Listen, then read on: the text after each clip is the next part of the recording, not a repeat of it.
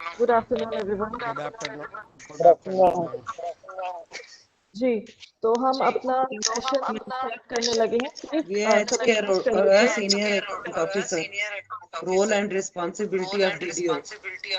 Ji, please Yes, mute कर लीजिए सभी। very useful. Thank you, ma'am. Thank you so much.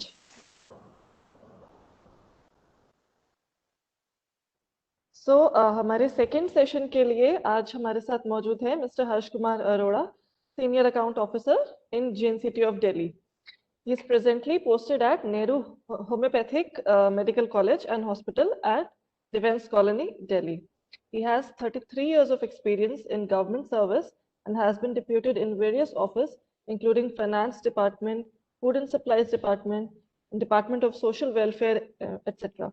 He is also a regular guest faculty at Department of Training, JNCT of Delhi, and imparting lectures on various financial and administrative matters.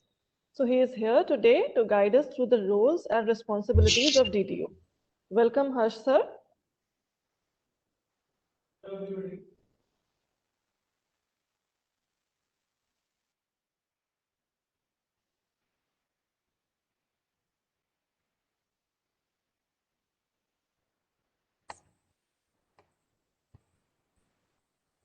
Hello, good afternoon, everybody. Harsh Arora. Good afternoon, sir. As I have been introduced by my co-host, I'm a senior accounts officer in Government of Delhi and I have approximately 33 years of experience dealing with various financial and administrative matters. Today, I would be taking up the roles and responsibilities of DDO. As I have learned, you have been recently designated with the designations of DDO or head of office. Basically, head of office is himself a DDO, but there could be certain cases where head of office is different and DDO is different. And I would suggest you to listen to my topic and note down your queries. And at the end of the session, I would be taking your queries one by one, whatever you have in mind, whatever doubts or anything else related to today's topic or otherwise also, if I could resolve them. So let us start with the today's topic. You see, first of all, as you all know, and you must have been also declared as head of office or DDO. Any gazette officer can be declared as DDO under Rule 16 of Delegation of Powers. The basic function of the DDO is to control the expenditure as per budget allocation, and at the same time, he or she has to see that the expenditure is made as per the financial rules or guidelines. He is also responsible for monthly reconciliation of accounts from paid accounts offices or as the case may be, so as to ensure that the expenditure does not exceed the allocated budget at any time. Because if the reconciliation is not done, then there are chances that you might not be able to see or control that. Hello. ठीक है. Every officer who is incurring or authorizing any expenditure from public money should be guided by high standards of financial propriety. देखिए बहुत important बात है, बहुत छोटी लेकिन very important, कि जब हम कोई सरकारी पैसे से खर्च करते हैं तो इस तरह से नहीं होना चाहिए, मतलब एज इफ आप अपना पैसा कहीं से खर्च करें, तो जो प्रिकॉशंस या जो आप ध्यान रखते हैं चीजें, सेम स्टैंडर्ड्स वही अडॉप्ट होने चाहिए. Every officer should also enforce financial orders. कोई भी ऑर्डर्स निकले हुए इस मुद्दे पे उनको प्रॉपरली फॉलो होना, स्ट्रिक्ट इकोनॉमी फॉलो की जानी, and to ensure that relevant financial rules and regulations are observed. ये कहने को बहुत छोटी बात है, लेकिन इस छोटी सी बात में ही सारा उसका वो छिपा हुआ है। अगर आप इस तरह से ध्यान देंगे तो कोई भी फाइनेंशियल इरेगुलरिटी होने के चांसेस नेग्लिजिबल होंगे।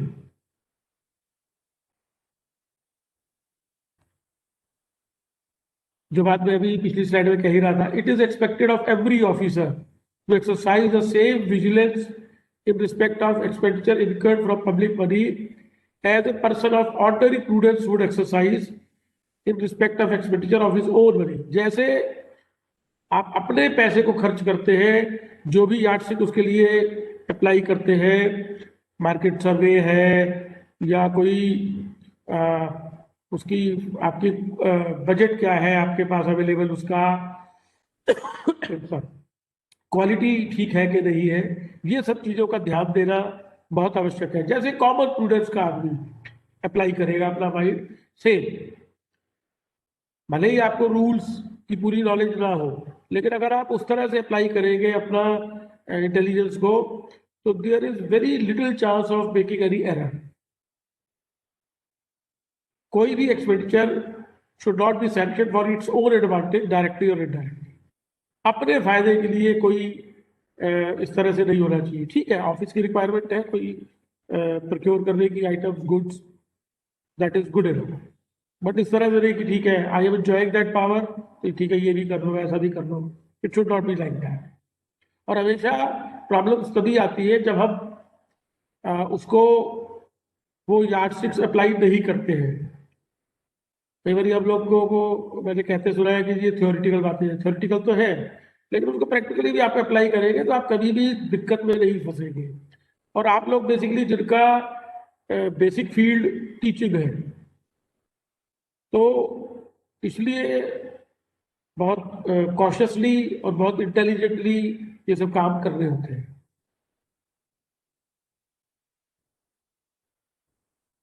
अगर कोई नॉन गवर्नमेंट बनी स्कूल्स में या जहाँ पे भी आप लोग पोस्टेड हैं, तो उसके लिए सेपरेट रजिस्टर्स मेंटेन किए जाने चाहिए। गवर्नमेंट मनी का सेपरेट और नॉन गवर्नमेंट मनी का सेपरेट। जैसे नॉन गवर्नमेंट मनी में आपका बॉय फंड हो सकता है या और इस तरह से कुछ, क्योंकि मैं जैसे आज की डेट में एरोपैथिक मेडिकल कॉलेज में पोस्टेड हूँ और I am also looking after the work of DDO also. तो वहाँ पे दो तरह का, एक तो जो गवर्नमेंट पैसा है, दूसरा क्योंकि हमारा कॉलेज एंड हॉस्पिटल है, तो कॉलेज से रिलेटेड जब स्टूडेंट्स का एडमिशन होता है तो उनकी caution money, boy fund, library fund, उनके लिए सेपरेट रजिस्टर्स मेंटेन है। डेली बैलेंसेस में be struck check and signed by DDO. Daily आपको अपनी कैश बुक, चाहे नॉन गवर्नमेंट अकाउंट की कैश बुक, शायद मुझे पिछले सेशन में बताया गया था कि शायद आपके डीडीओ के लेवल पे कैश बुक नहीं होती है, पर जो भी रजिस्टर्स है जिसमें जहाँ से आप कैश को हैंडलिंग होती है अगर आपके लेवल पे, तो वो डे टू डे बेसिस पे उसको चेक होना चाहिए और साइन होना चाहिए। क्योंकि जब आप डेली इसका वो करेंगे तो again there will be least chances of error. हमेशा गलती तभी होती है जब हम किसी भी वर्क को एक्यूमुलेट करते हैं, क्योंकि अगर आपको ध्यान की स्किप हो सकती है, कहीं और ऐसी कोई प्रॉब्लम हो सकती है, तो ये सब चीजें जरूर ध्यान रखी जानी चाहिए। Wherever physical verification of money, government or non-government, is carried out with reference to the cash book, the cash balance, if any, both the accounts should be simultaneously verified and certificate recorded. अगर cash verification का होता है तो वो certificate साथ के साथ record होना चाहिए कि कितना पैसा है। और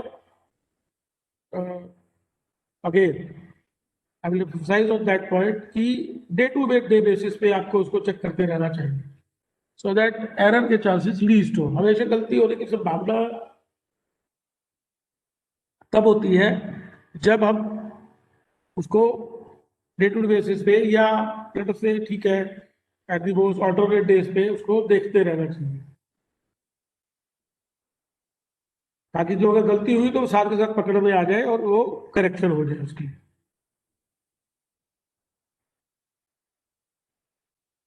Amount tendered in cash towards any dues, government or non-government, may be received by the DDO and receipt in form GR6, जिसको हम TR5 भी बोलते हैं common language में, should be issued simultaneously. Entry should be made in the cash book and the amount should be remitted to the bank to government account immediately, either on the same day or next working day through चालान।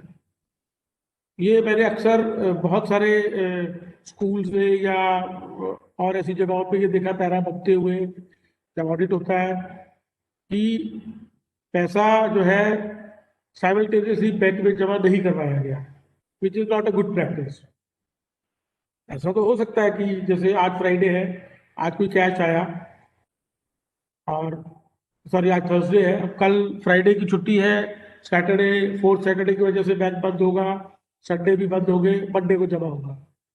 तो practically जो पैसा आज आपके पास 3 या 4 बजे तक आया वो आप मंडे जमा कराएंगे, तो there is a gap of 3 days, but this gap is logical because tomorrow is a gazetted holiday, Saturday banks are close, Sunday again banks are closed, Monday the banks will open, but it should be ensured that the cash is deposited on Monday।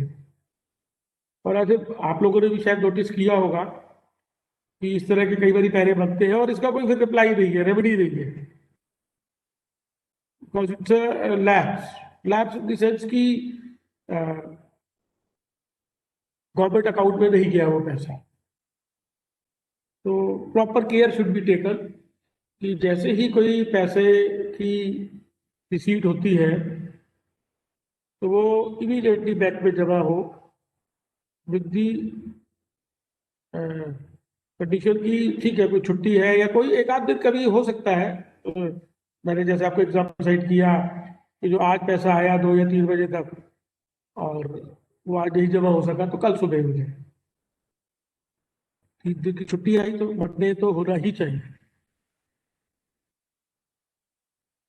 Receipts by checks या draft or a local branch drawn in favor of DDO may also be received, but उसकी proper receipt जो है वो तभी दी जाएगी जब वो cash हो जाएगा बैंक से। लेकिन इन द मीनवाइल जिसने भी वो रिमिट किया है ड्राफ्ट या चेक, उसको एक एक्नॉलेजमेंट दी जा सकती है कि रिसीव्ड चेक या draft number such and such dated such and such for this much amount, but proper receipt can be given only after that amount has been credited to the government account. और वो 24 hours to 72 hours का time होता है अगर आप bank में deposit कराते हैं तो तभी वो आप उसके बाद ही उसको फॉर्मल जो प्रॉपर रिसीट है तभी इशू होगी।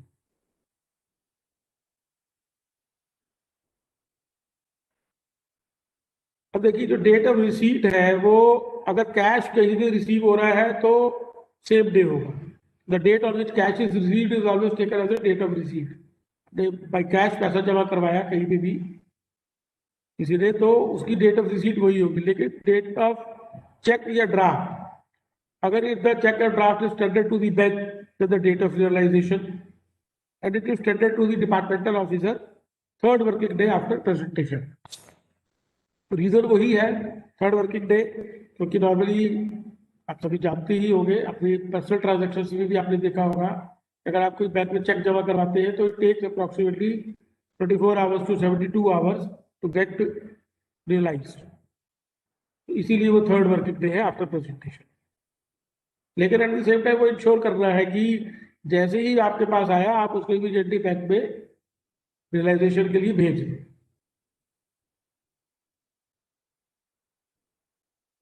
कुछ गवर्नमेंट ड्यूज जो है वो डायरेक्टली भी रेमिट किए जा सकते हैं अगर कोई ऐसी इंस्ट्रक्शंस इशू है। जैसे आपके स्कूल के केसेस में हो सकता है कि कोई आप लोगों का लिंक जनरेट होता हो, जो बच्चों की फीस अगर कुछ जमा करवानी है या कुछ और पैसे जमा करवाने हैं डायरेक्टली वो बैंक में जमा करवा सके।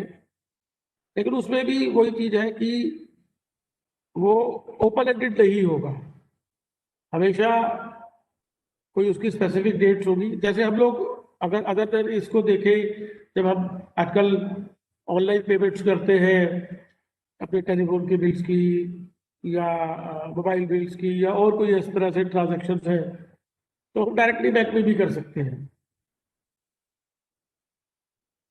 रिसीट बुक्स जो है TR5 की जो मैं बात कह रहा था GR6 should be machine numbered. ऐसा नहीं है कि वो सीरियल नंबर आज से उसमें लिखा गया है। प्रेफरेबली मुझे लगता है कि शायद आप लोगों को डिस्ट्रिक्ट ऑफिस से इशू होती होगी, हेडक्वार्टर से इशू होती होगी।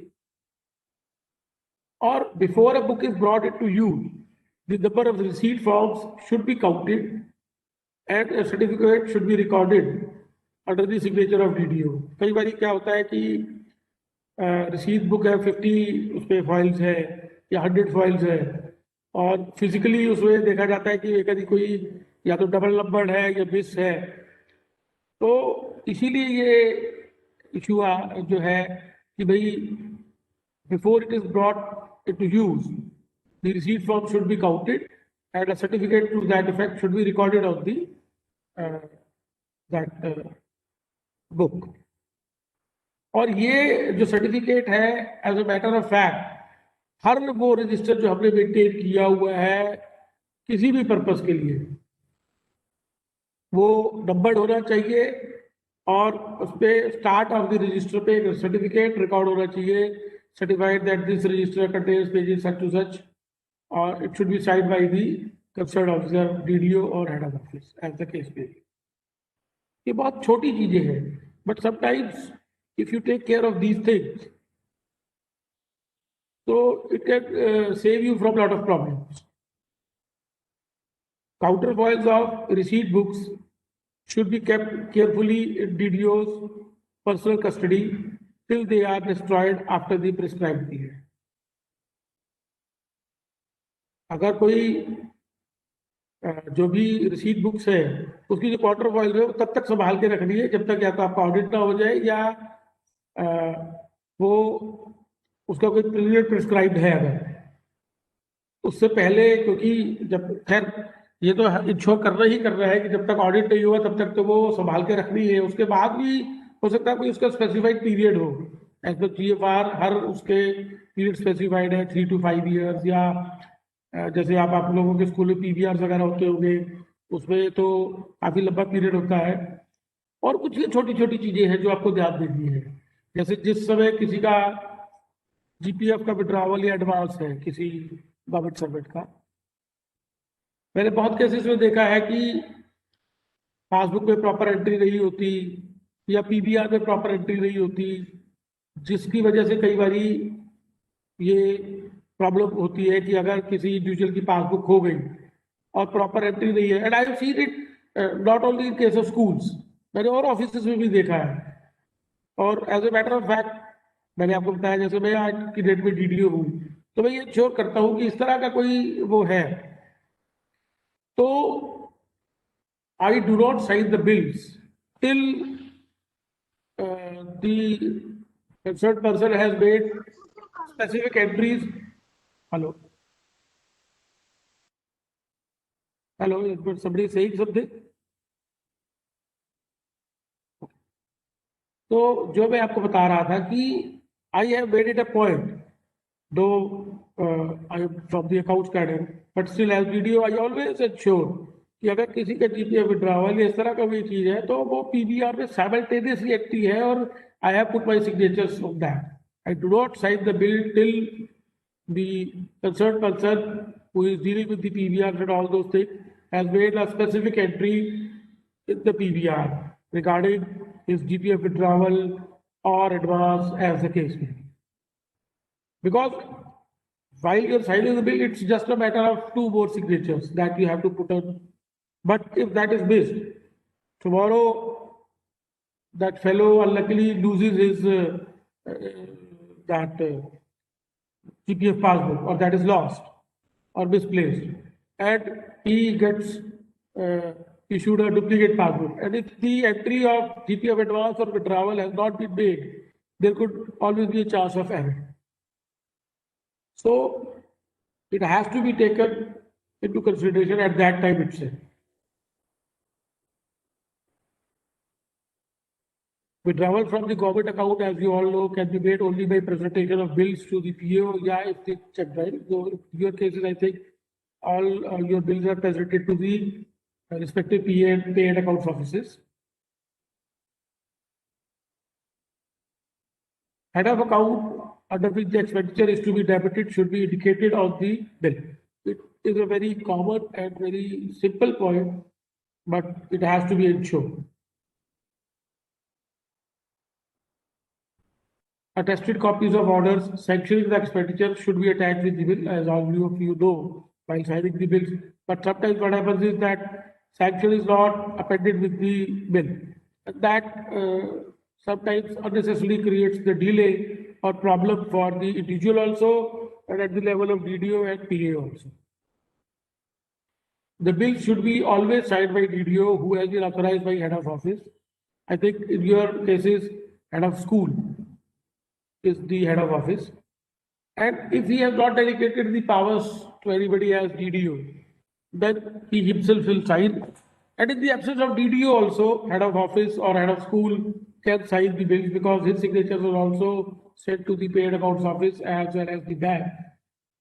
So that in case our DDO is on leave and no other person has been declared as DDO, then head of office can himself sign the bills so that the bills are not delayed unnecessarily.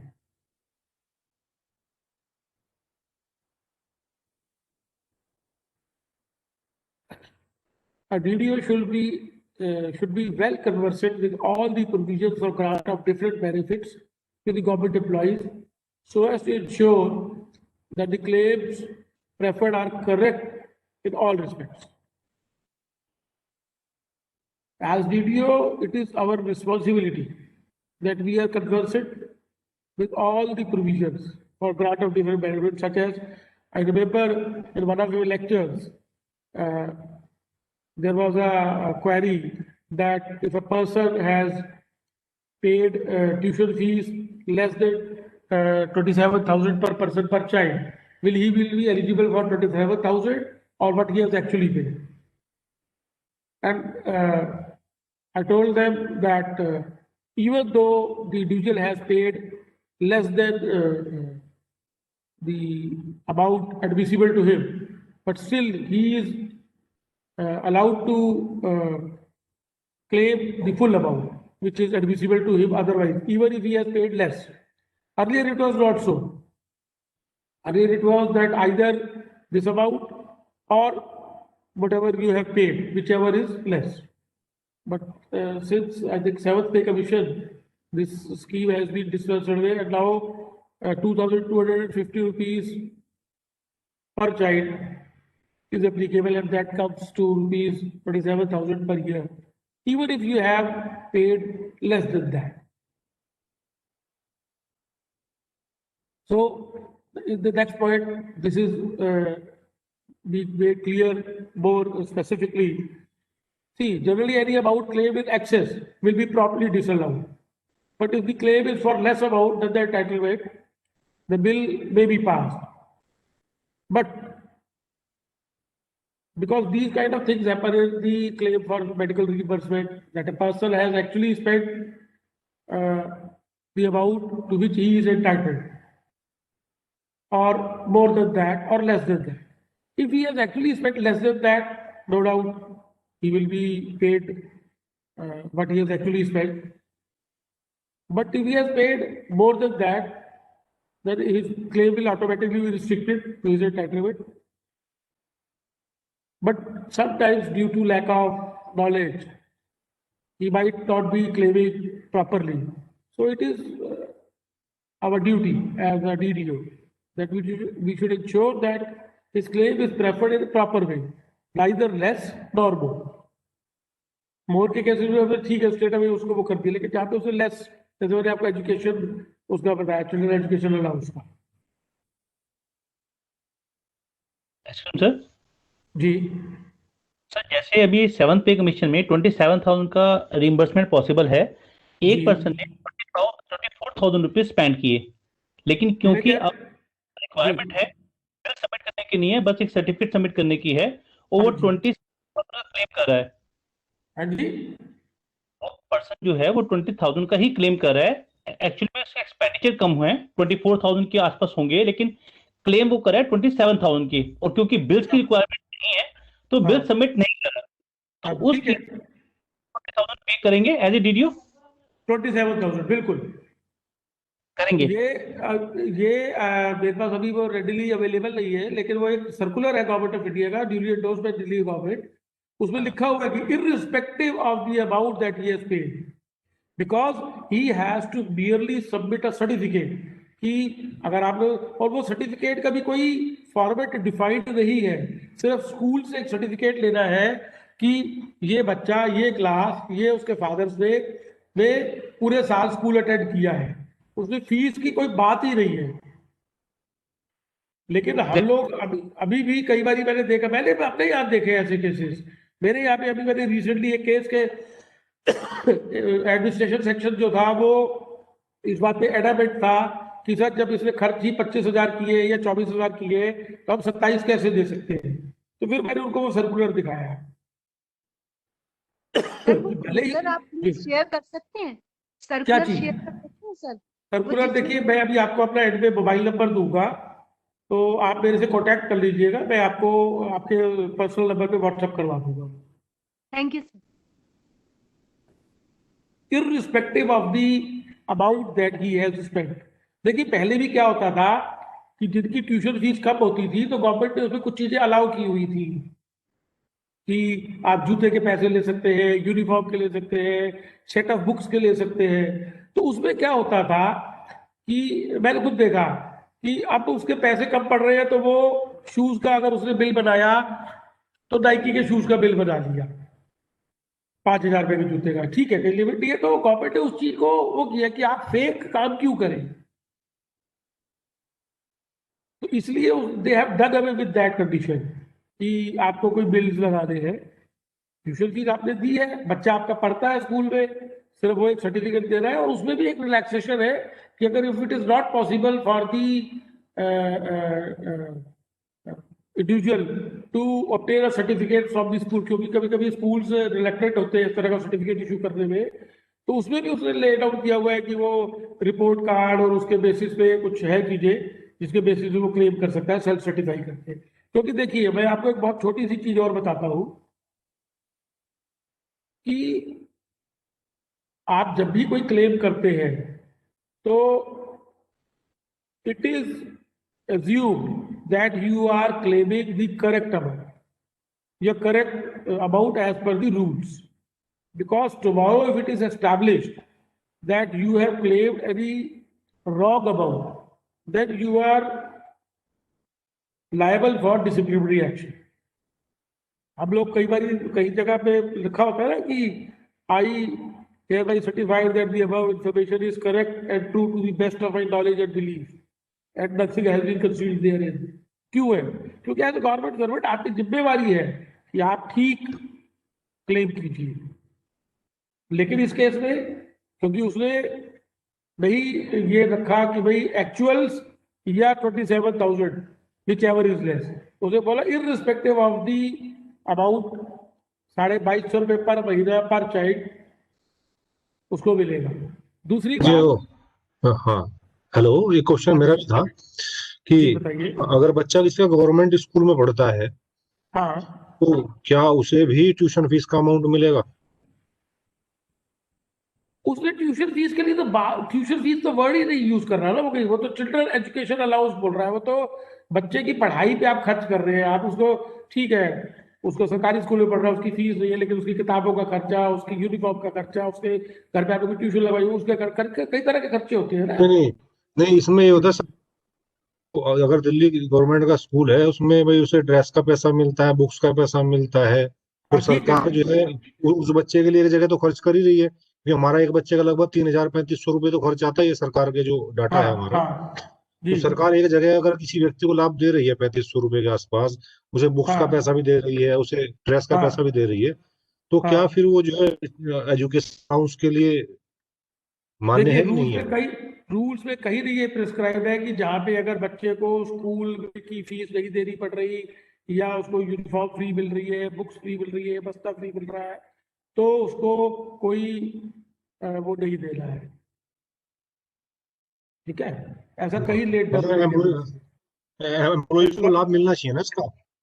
हाँ, मिलना चाहिए।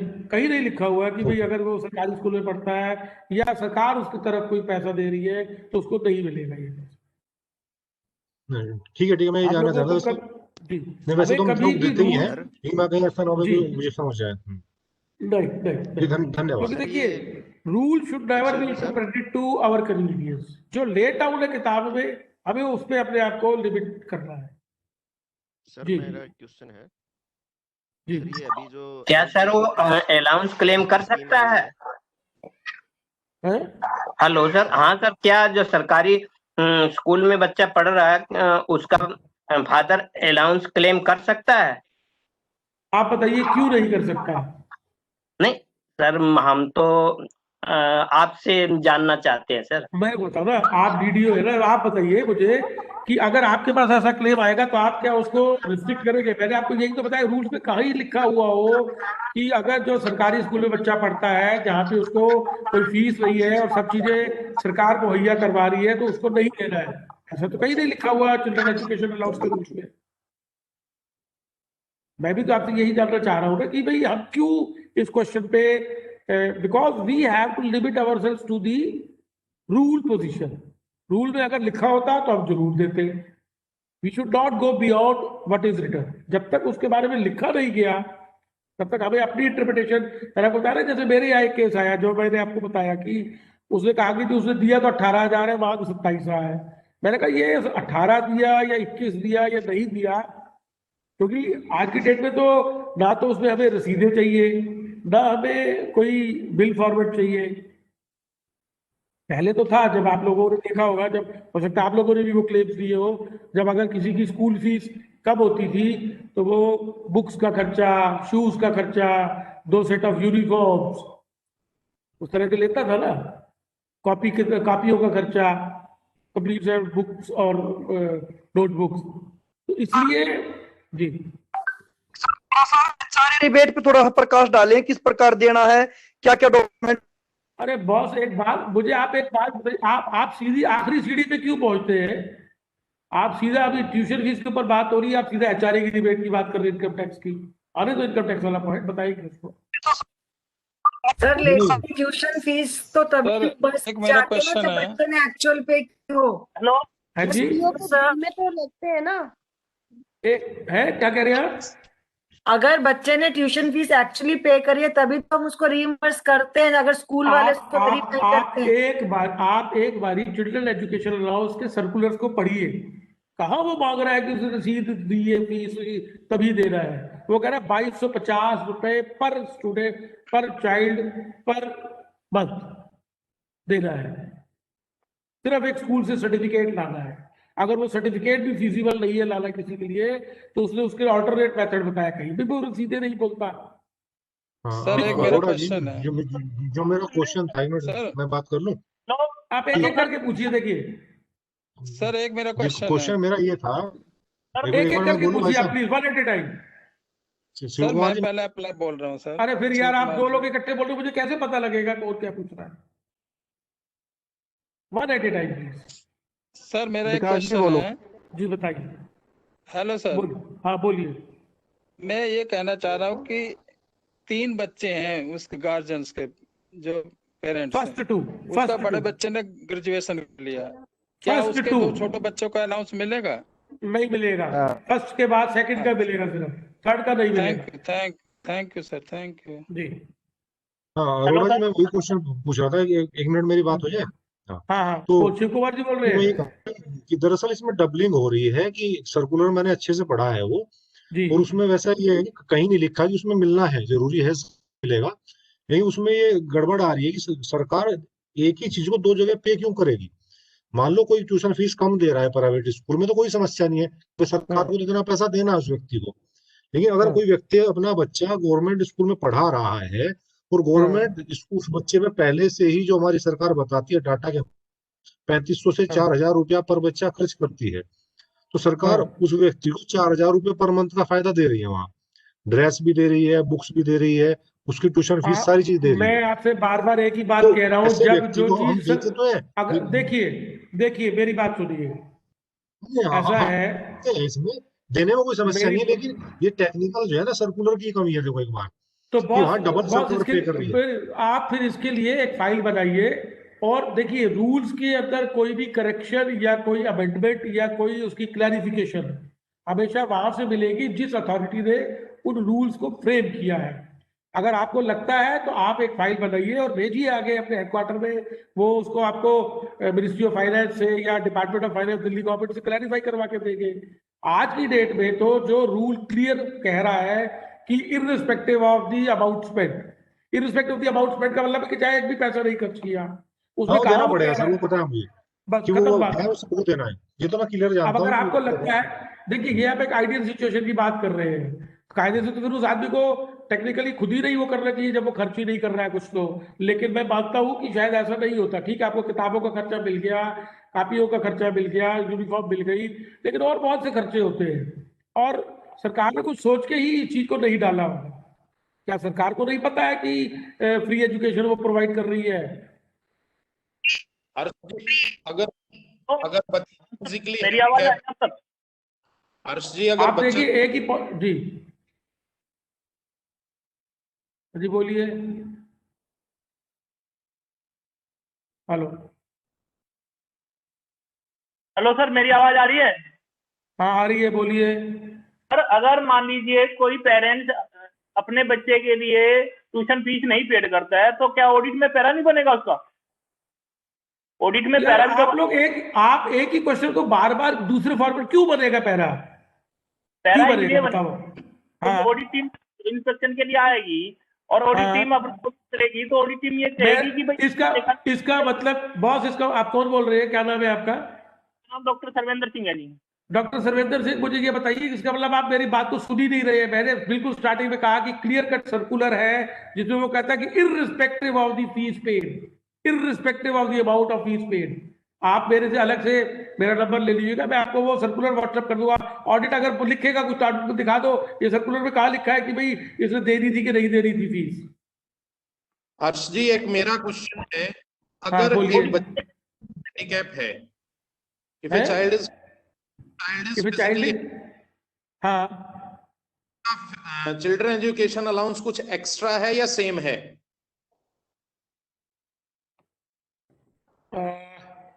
मेरे ख्याल में same ही है शायद, लेकिन उसके नहीं सर, डबल अमाउंट है उसका। Double amount, sorry double amount है और उसमें शायद एज का भी कुछ वो है शायद, जैसे ये रिलैक्सेशन है सर, एज में भी रिलैक्सेशन है, एज का भी कुछ रिलैक्सेशन है। और जी सर, वो शायद नॉर्मल केस में शायद 20 साल है, उसमें शायद 25 साल तक है, इस तरह से कुछ है। वो आप सर्कुलर में क्लियर कट है। और अभी उसकी कुछ और भी एक रिलैक्सेशन आई थी रिसेंट टाइम्स में, एग्जैक्टली तो मुझे अभी ध्यान नहीं है, तो आप ये स्पेसिफिकली मेरे से अलग से पूछ सकते हैं, मैं बता दूंगा। Thank you. आप सभी से रिक्वेस्ट है पार्टिसिपेंट्स प्लीज कि सर को अपना सेशन खत्म करने दीजिए। लास्ट में आप सभी अपने क्वेश्चंस पूछ लीजिएगा। अगर आपको क्वेश्चंस आप नोट करके रखिए चैट बॉक्स में या लिख लीजिए अपने पास, and at the end of the session हम सारे क्वेश्चंस की क्वेरीज रिजॉल्व करेंगे। प्लीज अभी सेशन कंटिन्यू होने दीजिए। Thank you sir, please continue. इसके बाद में आगे ट्यूशन फीस से आगे बढ़ रहा हूँ। Arrears of paid allowances normally transfer जो ऑफिसर होते हैं, कोई ऑफिसर की ट्रांसफर होती है तो वो ड्यू ऑफिस, जहां उसकी ट्रांसफर हुई वहां से ड्रॉ होंगे। ड्यू ड्रॉ स्टेटमेंट पुराने ऑफिस से मिल जाएगी और उसके बाद ही वो ड्रॉ कर सकते हैं। लेकिन डीए के केस में ऐसा नहीं होगा। मैंने बहुत सारे ऑफिस में देखा कि लोग डीए का भी इस तरह से करते हैं। डीए हम सभी जानते हैं, अभी तो आज की डेट में तो फ्रीज चल रहा है, लेकिन हम सभी जानते हैं कि डीए जो होता है वो जनवरी से जो ड्यू होता है वो मार्च में डिक्लेयर होता है और अप्रैल की पे में लगता है और 3 महीने का एरियर होता है। सिमिलरली जो जुलाई में ड्यू होता है वो डिक्लेयर सितंबर में होता है और अक्टूबर की रेगुलर सैलरी से और 3 महीने का एरिया है। ये किसी किसी केसेस में कई बार 4 महीने का एरिया है। तो वो क्योंकि आदमी बीच में जब ट्रांसफर होके आ गया जुलाई या अगस्त में, तो ये तो डिक्लेयर ही नहीं हुआ था, तो ड्रॉ ही नहीं हुआ, एलपीसी उसकी इश्यू हो गई। तो कई बार मैंने देखा कि लोग इसमें अननेसेसरीली वो कहते हैं कि वहां से आप लिखवा के लाओ या कुछ कीजिए, तो it should not be that. As DDO हम लोगों की, एज हेड ऑफ ऑफिस की हमारी रिस्पॉन्सिबिलिटी है कि हम अपने उनको ईज पे रखें। अननेसेसरीली क्वेरीज नहीं होनी चाहिए।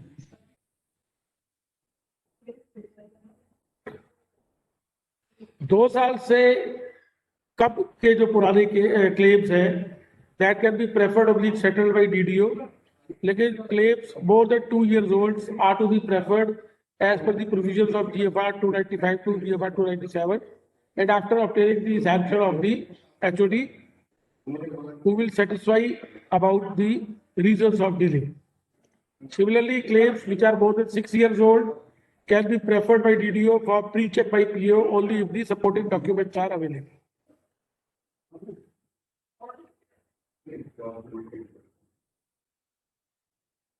तो इसलिए तीन सिचुएशन हुई। एक क्लेम जो 2 साल से कम पुराने हैं वो डीडीओ अपने यूजुअल चेक्स के बाद उसको सेटल कर सकता है। 2 साल से ज्यादा पुराने case less than 6 years GFR 295 to 297, अभी हम GFR 295 टू 297 को भी देखते हैं नेक्स्ट स्लाइड में। और 5 साल से 6 साल से ज्यादा पुराने क्लेम प्रॉपर चेक के बाद कि क्यों इतने टाइम तक नहीं क्लेम होगा और प्रॉपर रीजन, ये आपकी GFR 295 टू 297 है।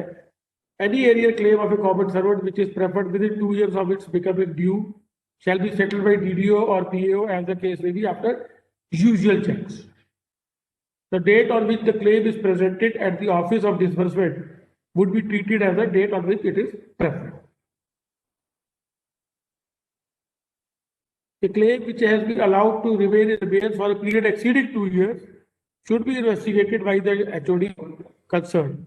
If the HOD is satisfied about the genuineness of the claim on the basis of the supporting documents, if there are valid reasons for the delay in preferring the claim, the same should be paid by DDO या PAO as the case be after usual checks.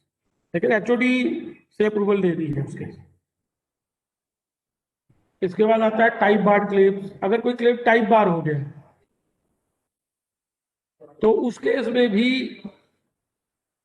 Time bar claim कैसे होते हैं, कई बार जैसे LTC का claim होता है, medical का होता है, उसमें एक लिमिट लिखी हुई है। तो उस केस में भी if the competent authority is satisfied that the claimant is prevented from submitting his claim within the prescribed limit on account of causes and circumstances beyond his control, कोई भी ऐसा नहीं, तो मतलब कहने का मतलब ये हुआ कि इवन टाइम बार क्लेम्स को भी कंसीडर किया जा सकता है बशर्ते कि HOD is satisfied या competent authority is satisfied for the delay and the causes and the circumstances, and also it will be on case to case basis on the merits of the case. It cannot be taken as a general thumb rule कि भाई हर जो case है वो consider किया जाएगा। ऐसा हो सकता है कि किसी केस में वो अप्रूवल के बाद कंपीटेंट अथॉरिटी सेटिस्फाइड है कि भाई ये जो क्लेम लेट हुआ, जैसे मेडिकल केसेस में कई बार आप लोग देखते होंगे कि HOD को विद इन 6 months वो क्लेम करना होता है from the date of completion of treatment. लेकिन अगर किसी वजह से कोई नहीं सबमिट कर सका, मान लीजिए जिसका ट्रीटमेंट हुआ उसी की डेथ हो गई, गवर्नमेंट सर्वेंट की डेथ हो गई और उसकी फैमिली को पता नहीं था, तो आफ्टर प्रॉपर इंस्पेक्शन के बाद वो claims with due justification claims दिए जा सकते हैं। यही सिचुएशन उन क्लेम्स की भी होगी which are preferred by persons not in government service. कोई ऐसा क्लेम है किसी का जो गवर्नमेंट सर्वेंट नहीं है या रिटायरमेंट के बाद उसका कोई क्लेम आ रहा है उसकी फैमिली से, तो वो भी कंसीडर किए जा सकते हैं। आप सभी जानते हैं बिल रजिस्टर आप लोगों ने भी मेंटेन किया हुआ होगा। This register should be reviewed every month and the result of the review should be recorded.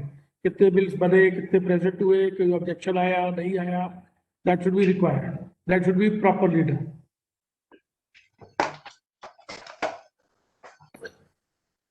Sir क्या रिटायरमेंट के बाद भी मेडिकल बिल पास होता है हॉस्पिटल का? अगर ट्रीटमेंट बिफोर उसका है पीरियड का तो क्यों नहीं होगा बताइए। अगर वो मेंबर था और रिटायरमेंट के बाद भी अगर वो मेंबर बना स्कीम का तो वो रिटायर हो गए, रिटायर होने के बाद अब वो OPD लेते हैं मेडिकल की, तो क्या नहीं क्या वो उन्होंने कार्ड बनवाया हुआ है रिटायरमेंट के बाद? बनवाया हुआ तो मिलेगी, फिर क्यों नहीं मिलेगा बताइए। कैशलेस नहीं होता रिटायरमेंट के बाद? मान लीजिए अगर उसको हॉस्पिटल कैशलेस नहीं दे रहा है तो अच्छा, तो फिर बनाना पड़ेगा बिल। हाँ बनाना ही पड़ेगा ना तो बिल तो। Thank you sir. जी जी। DDO is always required to verify the correctness of the contingent bills with reference to the accepted rates and the amount section. देखिए बहुत छोटी चीज है लेकिन बहुत इंपॉर्टेंट है कि ऐसा नहीं है कि आंख मूंद के हर बिल पे साइन होना है। तो कंटीजेंट बिल्स में ये देखना है कि एक्सेप्टेड रेट्स क्या है और आउट सैंक्शन क्या है, और अगर कोई पोर्शन डिसअलाउ हुआ है तो उसका भी इंडिकेशन आना चाहिए। क्लेम तो किया गया 100 रुपए का पास, और वो उसमें एलिजिबल अमाउंट है 75 रुपए 50 रुपए, तो वो होगा, रिस्ट्रिक्ट होगी। वो मेडिकल क्लेम्स में होता है, टेलीफोन बिजली पानी के बिलों में होता है, और कोई इस तरह के क्लेम्स हो गए, तो उसमें ये चीज जरूर ध्यान दी जानी चाहिए। And bill should be pass for the net amount after deduction.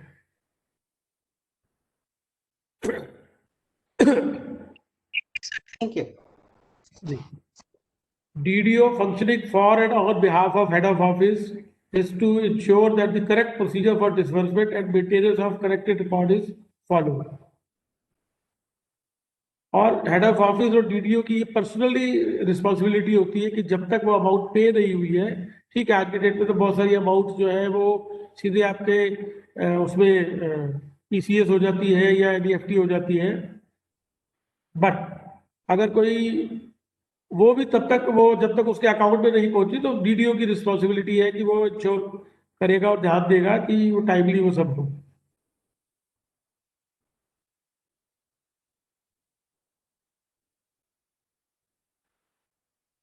As the checks and drafts are drawn in favor of DDOs by designation, they are not negotiable.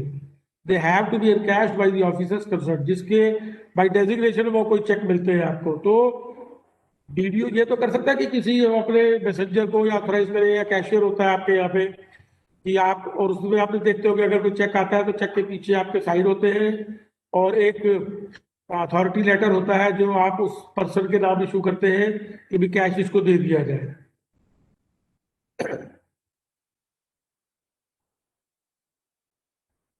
अगर कहीं कोई अटैचमेंट ऑर्डर है तो ये डीडीओ या head of office की जिम्मेवारी है कि वो प्रॉपर डिटेक्शन करे, और अटैचमेंट के लिए, कोर्ट अटैचमेंट के लिए जो सैलरी रिकॉर्ड है purpose of court attachment means total emoluments drawn by government servant excluding DA HRA TA, यानी कि बेसिकली बेसिक पे जो है उसकी वो मानी जाएगी salary for the purpose of court attachment. और कोर्ट अटैचमेंट होती किस तरह से है, the maximum amount that can be attached in case of decree other than a decree for maintenance, the first 1000 rupees and 2/3 of the remainder is exempt from attachment। यानी कि अगर किसी की 50,000 बेसिक पे है तो फर्स्ट 1000 49,000 रह गया, 49,000 का 2/3 इज एग्जम्प्ट। तो मोटा मोटा आप समझिए कि 16 दूरी 32 33,000 के करीब शायद एग्जम्प्ट होगी, 16,000 ही वो रिकवर हो सकती है। और इन case of decree for maintenance 1/3 salary, maintenance की जो आपके डाइवोर्स केसेस में या जुडिशियली सेपरेशन वाले केसेस होते हैं उसमें 1/3 एग्जम्प्ट है, यानी कि 2/3 तक वो हो सकती है, देरी पड़ सकती है। नॉर्मली उसको कोर्ट ही डायरेक्ट करता है कि कितनी अटैच होगी। अब हम आते हैं एक बहुत इंपॉर्टेंट टॉपिक पे जो आपका इनकम टैक्स से रिलेटेड है। और एज डीडीओ, क्योंकि ये एक ऐसा फील्ड है जिसमें इनकम टैक्स डिपार्टमेंट डीडीओ को ही रिकॉग्नाइज करता है, because he is the authority for paying off the paid allowances and it is his duty to ensure that proper tax is deducted। सबसे इम्पोर्टेंट, और बहुत मैंने स्कूल्स में तो खास करके देखा है ये चीज पे कई बार फॉलो नहीं होता कि आपको स्टार्ट ऑफ द ईयर में ही टैक्स लायबिलिटी वर्कआउट कर लेनी है सभी की, और एवरेज कैलकुलेशन करके वो कर रहा है। मैंने बहुत सारे केसेस में देखा कि लोग जो है स्टार्टिंग में 10,000 काट लो, 20,000 काट लो, बाद में लास्ट के 3 महीनों में कटवा लेंगे। which is totally wrong. I again repeat it, it is totally wrong. At the start of the financial year, on the basis of the last year's income tax deducted from that individual's paid allowances, plus if there is any change in rates, plus if you have to take into account the factors relating which would change his pay. Ideally, there are two factors. One is your increment, which is in the month of July, and DA. One is from the April and one from July. One is due from January and one is due from July.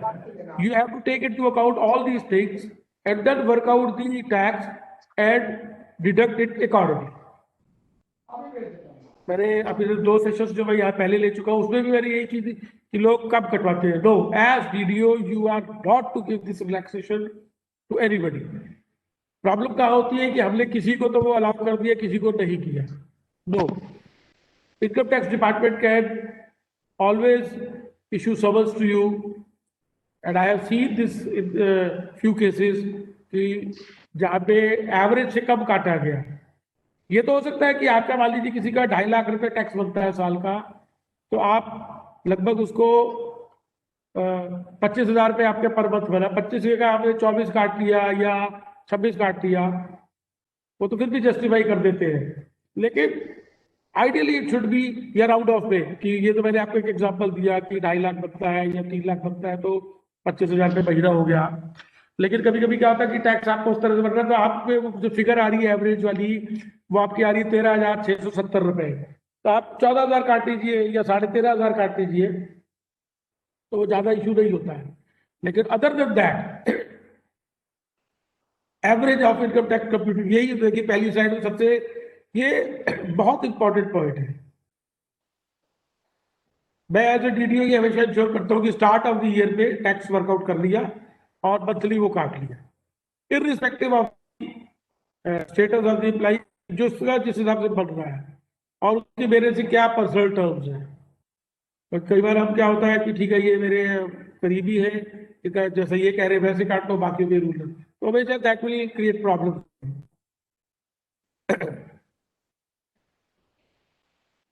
It is the responsibility of the head of office, DDO, being the authority for making payments of salaries, to deduct income tax from the salary every month.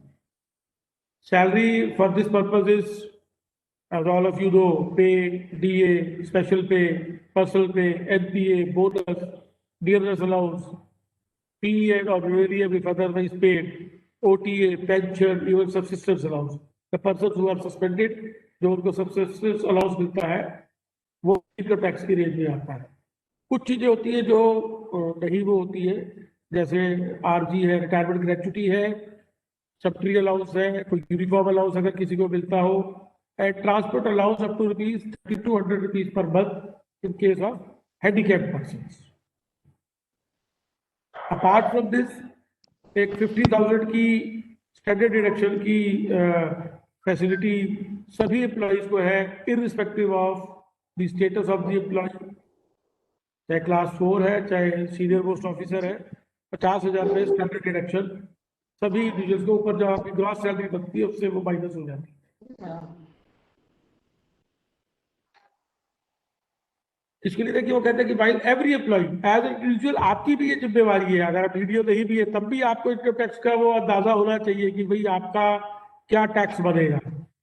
लेकिन as DDO you are responsible for the correct deduction, और ये ensure किया जाना चाहिए, इस तरह से tax deduct होना चाहिए एट सोर्स कि it should be neither less nor more than what is actually due under the rules.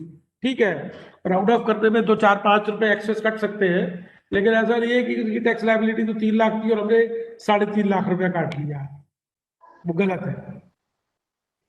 इसीलिए स्टार्ट ऑफ द ईयर पे आप वर्कआउट कीजिए और उसके बाद सितंबर या अक्टूबर में अगेन उसको रीवर्क कीजिए, सो दैट कोई भी जो वेरिएशन है वो अकाउंट फॉर होके और एवरेज उस पर कटते हुए, क्योंकि हमारी फरवरी जो सैलरी होती है फरवरी की, that is the last salary in the financial year. हम लोगों को जो पेमेंट होती है वो मार्च टू फरवरी होती है, ताकि अप्रैल टू मार्च। अब इसलिए आपने नोटिस किया होगा कि मार्च में हमें सैलरी नहीं मिलती, और अप्रैल में we get 2 salaries, one is on the 2nd और 3rd ऑफ अप्रैल, तो the 1st April week bank holiday, और 2nd जो मिलती है last day of the April का। तो टोटल हमको 12 जो सैलरीज मिलती है उसको कंसीडर करते हुए स्टार्ट ऑफ द ईयर में ही आपको वर्कआउट करना है।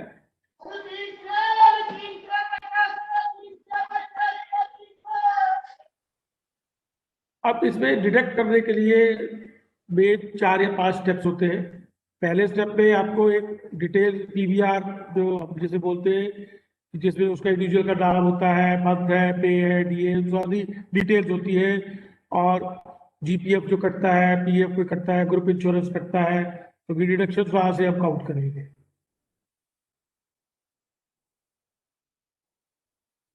जो चीजें मैंने अभी आपको पहले बताई है अभी कि फाइनल कैलकुलेशन हमको ये शो कर रहा है कि जो भी बैलेंस टैक्स है वो फरवरी की सैलरी से कटना ही है फाइनल टैक्स, क्योंकि फरवरी के बाद कोई उसको और पेमेंट नहीं होनी है। हो सकता है किसी किसी केस में कोई एरियर्स वाली बात हो या कुछ और हो, लेकिन और इसीलिए जब हम अगर किसी का कोई एरियर्स है तो एरियर्स के केस में भी हमको ये शो करना चाहिए कि जिस स्लैब में वो इंडिविजुअल आ रहा है तो एरियर से भी उसी हिसाब से हम साथ के साथ ही डिडक्ट कर लें। ऐसा नहीं है कि एरियर में से हम ना काटें। कोई स्मॉल एरियर है जैसे डीएवीए का एरियर होता है उसमें हम लोग नहीं काटते हैं, क्योंकि वो हम अकाउंट फॉर कर लेते हैं क्योंकि ज्यादा अमाउंट नहीं होती है। सेकेंड स्टेप में total income is to be computed taking into account the exemption value of perquisites etcetera at standard deduction. कोई भी जो एग्जम्पशंस है, एटीसी की है या कोई और है, एटीडी की है, एटीयू की है, अलग अलग तरह की वो है डिडक्शंस, और स्टैंडर्ड डिडक्शन, उनको अकाउंट फॉर करके उसकी टैक्सेबल इनकम बना दी।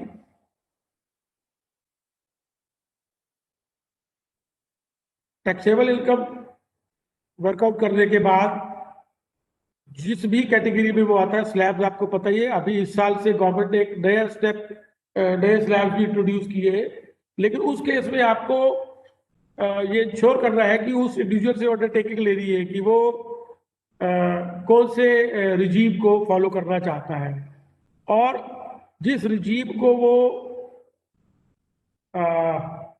फॉलो करना चाहता है उसके लिए वो अंडरटेकिंग देगा, और undertaking given once is final. He cannot change, and if he requests for change, the DDO does not have the power to reconsider his request once given. इसलिए बहुत सोच समझ के वो टैक्स रिजीम की ऑप्शन दे दी है। और ठीक है, उसके पास एक ऑप्शन तो है गवर्नमेंट सर्वेंट के पास कि वो अपनी रिटर्न फाइल करते वक्त, जब वो इंडिविजुअल अपनी रिटर्न फाइल करता है तो वो चेंज कर सकता है ऑप्शन को, लेकिन डीडीओ लेवल पे जो उसने एक बार अपने ऑफिस में वो दे दी, उसको चेंज करने का ऑप्शन नहीं है उसके पास। यही इसमें लिखा हुआ देखिए, with effect from 1/4/2020 2 regimes of tax rates have been introduced and employee can opt for either of the 2 slabs, and option 1 exercise is fine. The option can be changed at the time of filing of return by the individual. वो 2 regimes क्या है वो मैं आपको दिखा देता हूँ। Up to ₹2.5। Hello, expenditure की मैक्सिमम लिमिट क्या है? मैं अभी ये वाइंड अप कर लूँ। मेरा आप ऐसा है कि मेरी 1 या 2 स्लाइड्स रह रही है, उसके बाद आपका क्वेश्चन आंसर सेशन ही हम चलाएंगे, तो उसमें आप पूछिए, आपको जो भी पॉइंट है आप नोट डाउन कर लीजिए। Up to ₹2.5 lakh old regime में भी कोई टैक्स नहीं था, न्यू रिजीम में भी नहीं है। 2.5 लाख से 5 लाख में वही 5% है। 5 लाख से 7.5 लाख में उसमें क्या होता था, 12,500 प्लस 20% ऑफ दी इनकम, और इस नए वाले स्लैब में हो गया 10% ऑफ दी इनकम एक्सीडिंग पर 5 लाख। उसके बाद फिर 15% है, फिर 20 है और फिर 25 है। और 15 लाख से ऊपर वाले में भी यही स्लैब है। 1 लाख सिर्फ 1,87,500 हो जाएगा। ये स्लाइड पूरी आ दे रही है इसमें। इसके बाद देखिए DDO is also required to file quarterly return. आप लोग शायद एज डीडीओ जो वर्क करते होंगे जानते होंगे कि आपको हर क्वार्टर के एंड में एक क्वार्टरली रिटर्न फाइल करनी होती है। अब वो आप अपने लेवल पे करते हैं या किसी सीए के थ्रू करवाते हैं, लेकिन ये आपको एक आपकी कंपल्सरी ऑब्लिगेशन में आता है। और हर गवर्नमेंट सर्वेंट को आपका जो भी टैक्स काटते हैं तो आप फॉर्म 16 इशू करते हैं, वो भी इशू करना होता है। This is all about income tax. अब मैं आपका क्वेश्चंस आंसर सेशन स्टार्ट कर रहा हूँ। आपकी जो भी क्वेरीज है वो आप 1 बाई 1 टेकअप कीजिए। कुछ लोगों की जैसे एजुकेशन अलाउंस के ऊपर थी या इनकम टैक्स से रिलेटेड है या और कोई topic, you can 1 by 1 raise your queries.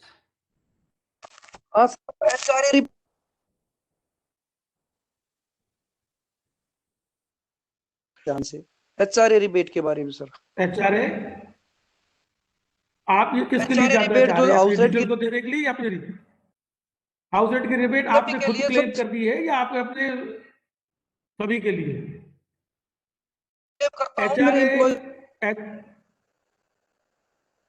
हाँ, HRA पे तो बहुत क्लियर कट है उसका कि हाँ HRA रिबेट।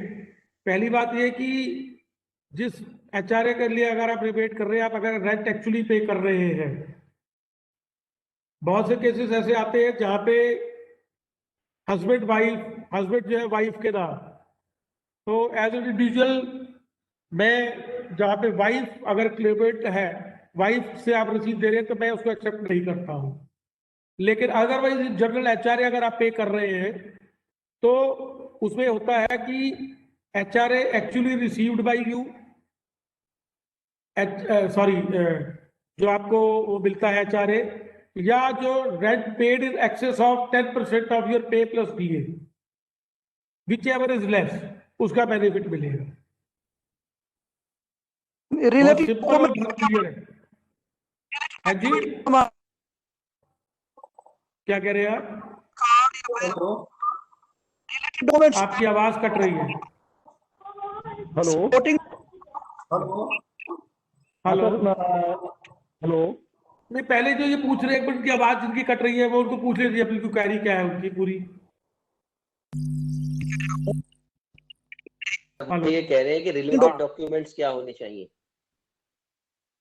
रिलेटेड डॉक्यूमेंट्स क्या होने चाहिए?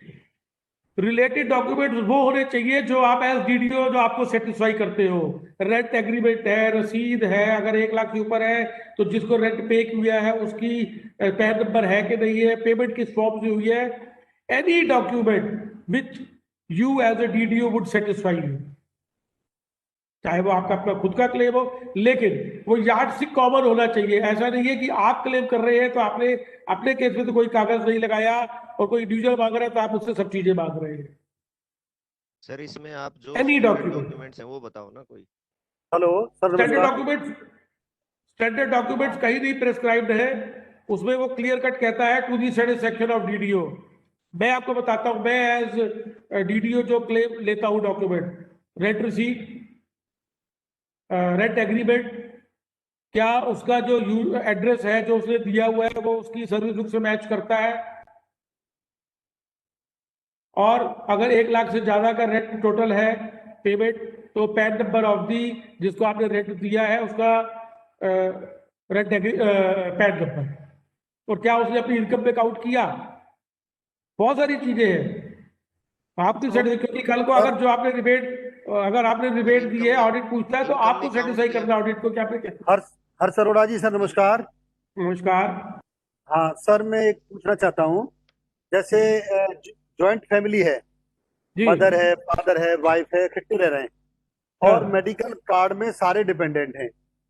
उस केसेस में अगर कोई कहता है कि मैं अपने फादर को रेंट देता हूँ या अपनी मदर को रेंट देता हूँ या अपनी मिसेस को रेंट देता हूँ, क्या वो लीगल है? कैसे डिपेंडेंट हो जाएगा वो? अगर मान लीजिए जो आपकी डिपेंडेंसी मेडिकल क्लेम पे डिपेंडेंसी की कंडीशन है 9,000 प्लस डीए, आज की 17% डीए है। हाँ जी। तो 9,000 के ऊपर अगर आप 17% वर्कआउट कीजिए तो ये लगभग बनता है 9,000 पे 17% अगर आप वर्कआउट कीजिएगा तो ये आपका बनेगा 1530 ₹1,530। हाँ, तो 10,530 रुपए हो गई। अगर जिसकी इनकम 10,530 से ज्यादा है, ठीक है, नहीं ऐसे सर बहुत सारे केसेस हैं कि वो रेंट एग्रीमेंट देता है और उधर डिपेंडेंट में मेडिकल कार्ड में उसके नाम लिखे हैं ब्लड रिलेटेड। तो आप पूछ सकते हैं ना, यही तो मैं आपसे कह रहा हूँ, to the satisfaction of DDO, कि भाई वो फिर तुम्हारे पे डिपेंडेंट कैसे हो गया। अब मैं आपको एग्जांपल एक और देता हूँ, एक और बात बताता हूँ इसमें सर। एक और मेरी बात को सुनिए पहले, एक मिनट पहले आप मेरी बात को सुनिए। मान लीजिए ज्वाइंट फैमिली में रह रहा है, उसने फादर से रेंट रिसीट लेके दी और रेंट रिसीट जो है इस अमाउंट से ज्यादा है, तो वो फादर भी डिपेंडेंट की कैटेगरी में नहीं आएगी और मदर भी नहीं आएगी, क्योंकि मदर तो फादर पे डिपेंडेंट है। इन केस ऑफ फादर अलाइव नहीं है तभी तो मदर पे डिपेंडेंट होगा वो गवर्नमेंट सर्वेंट में। तो यही मैंने वो जो अभी पहले सज्जन पूछ रहे थे कि any document which could satisfy you as DDO, if you are not satisfied you can disallow that. हाँ, आप पूछिए आपका क्या पॉइंट था दूसरा? मेरा पॉइंट है अब तो भूल गया, दोबारा आप कह रहे थे जब याद आएगा तब। हेलो जी, हेलो। हाँ जी बोलिए। मेरा पॉइंट है इसमें कि आप कह रहे थे कि इसमें आपको सेटिस्फाई होना है, आपको ये देखना कि वो इनकम में ऐड करता है कि नहीं करता। इसका कैसे पता करें हम कि इनकम में करता है कि नहीं करता? वो मैंने आपको ये डॉक्यूमेंट बताए, तो कितने सारे डॉक्यूमेंट बताए। रेंट एग्रीमेंट देखोगे, उसका एड्रेस देखोगे, उसकी रसीद देखोगे, पैन कार्ड पूछोगे, बस इन चीजों से अगर आप सेटिस्फाई होते हैं तो आपको देना चाहिए। इससे ये तो नहीं पता लगा ना कि वो इनकम में ऐड करता है कि नहीं करता। इनमें कौन से डॉक्यूमेंट से पता लगा इनकम में ऐड करने? क्यों, उससे बोलो भाई तू रिटर्न फाइल करता है कि नहीं करता। जो ओनर की बात कर रहे हो ना आप, ओनर? हाँ, ओनर की बात कर रहा हूँ मैं। रेंट तो उसका मतलब कैसे पता लगे? क्यों, आप उसकी रिटर्न की फाइल कॉपी नहीं कर सकते? पेन की कॉपी ली है ना, उसको कोई प्रोसेस थोड़े किया। पेन की कॉपी तो हमारे पास ही रहती है, डॉक्यूमेंट कोई नहीं पैन कार्ड, अरे तो आप उससे पूछ लो आपने रिटर्न फाइल की है कि नहीं की। भैया अगर आप जिद भी अड़ जाएंगे कि नहीं साहब इसको देना है या नहीं देना, तो उसका कोई हल नहीं है। लेकिन मैंने आपको यही बताया कि मैंने आपको अपने सबसे पहली या दूसरी स्लाइड में बताया है, ये हमारे को इतने साल की नौकरी में ये समझ आ जाता है कि ये क्लेम जेन्युइन है कि नॉन जेन्युइन है। तो we have every power to disallow that. Hello, हाँ जी सर। जी, इसमें जो क्वेश्चन था, जैसे व्यक्ति के फादर मदर का और मिसेस का आया था, वो रेंट रिबेट भी ले रहा है, हाउस रेंट का, और मेडिकल रिबेट भी ले रहा है, क्या दोनों लीगल हैं? तो मैंने आपसे क्या बताया बॉस, अभी तो बताया आपको कि 10,530 रुपए से ज्यादा की अगर वो है तो वो डिपेंडेंट में आएगा ही नहीं। तो आप उसका मेडिकल क्लेम उसको बताओ भाई आप डिपेंडेंट कैसे हो, ये तो आपने देखना है ना। एज रिबेट एचआरए की जो आप दे रहे हो उसको, जो उसका मेडिकल क्लेम आया वो भी आप ही देख रहे हो, तो आपको तो पता है किसकी, तो आप उससे पूछ सकते हो ना, तो वो एक्सप्लेन करेगा। पूछ रहा हूँ जी, पूछिए अरोड़ा जी। हाँ जी आपकी आवाज कट रही है। मेडिकल बिल आप लगाओ। हाँ सर, कह रहा है ट्रांसफर के बाद, एलपीसी के बाद बिल्स के यहाँ लगेंगे। आप उनको बता दो कि एलपीसी इश्यू होने के बाद तो बिल लग नहीं सकते। एलपीसी इश्यू होने के बाद तो आप कोई बिल बता नहीं सकते। तो जिद कर रहा है तो आप उसको लिखित में दे दो, या आप उसको दिखा दो कि भाई बिल बनते ही नहीं है, ये इसमें है ही नहीं। तो मतलब ना वो आउट ऑफ डिपार्टमेंट चला, डीडीए में गया है, यहाँ से डीडीए में, यहाँ से ट्रांसफर प्रॉपरली एलपीसी लेके गया। देखिए सुनिए मेरी बात, अगर डीडीए गया है तो डीडीए वाला तो देगा नहीं उसको। डीडीए वाला तो नहीं देगा, क्योंकि वो तो फॉरेन सर्विस है, उसकी आउटसाइड दिल्ली गवर्नमेंट है। तो उस केस में आपको अपने हेडक्वार्टर से या पीओ से पता करना पड़ेगा कि कैसे वो लग सकते हैं, क्योंकि वो वाले क्लेम तो उसका यहीं पे मिलेंगे, वो वाला ऑफिस नहीं देगा उसका।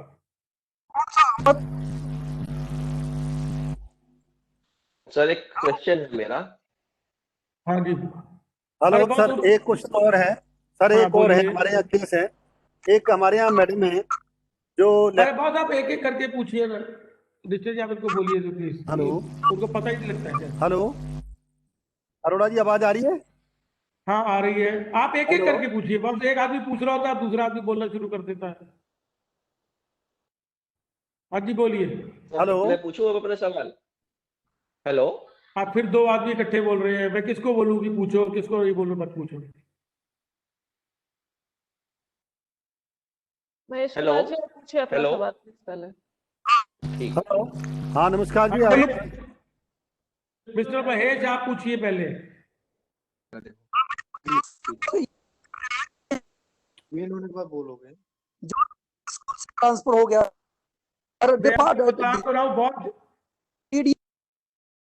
अरे हाँ, तो जो डीडीए में चले गया तो उसके तो यही लगेंगे ना, उसके तो यही लगेंगे, उसके डीडीए में कैसे लग जाएंगे? डीडीए क्यों उसको करेगा उस पीरियड के बिल, जिस पीरियड में वो डीडीए, क्योंकि डीडीए एक ऑटोनोमस बॉडी है। किसी पे लेगा मेरे स्कूल से और ट्रांसफर। तो भाई फिर तो वो तो आप अपने अरे भैया अपने हेडक्वार्टर से पूछोगे ना लिख के, या पीओ से पूछोगे कि कैसे होगा इसका, क्योंकि डीडीए तो नहीं देगा उसको वो बिल। भविष्य में भी मैं दूंगा क्या मेडिकल बिल्स को? अरे भविष्य में नहीं दोगे, जो उसने यहाँ पे क्लेम था वो वाला तो दोगे, भविष्य में क्यों दोगे? भविष्य में तो हम नहीं देंगे ना। अरे भविष्य में नहीं दोगे, इन वाले का तो दोगे जो ऑलरेडी आप ले चुके हो। यार आप क्या पूछ रहे हो? आप खुद सोचिए कि आप क्या चीज पूछ रहे हैं, भविष्य के कैसे दोगे? पीछे का मेडिकल, अरे पीछे मेरा मत लगाना। अरे पीछे का मेडिकल जो है वो जब अगर दिल्ली गवर्नमेंट में कहीं गया होता तो आप उस ऑफिस को लिख देते कि भाई ये इसका क्लेम है, लेकिन चूंकि एलपीसी इश्यू हो गई है इसलिए वो वहां से क्लेम कर ले। लेकिन जब वो डीडीए में चला गया तो डीडीए एक ऑटोनोमस बॉडी है, वो उसके उस पीरियड के क्लेम जिस पीरियड में वो डीडीए में नहीं था वो क्यों देगी? देगी ना डीडीए। यार आप आगे की बात कहाँ हो रही है? आप पीछे, आप जिसकी बात कर रहे हो कि आप आगे की बात कर रहे हो? आप अपना पॉइंट को क्लियर कीजिए कि आप क्या जानना चाहते हो, भविष्य की बात कहाँ आ रही है? अभी आप एक बार ये कह रहे हो कि पिछले, भविष्य की क्यों लगाएगा वो यहाँ पे?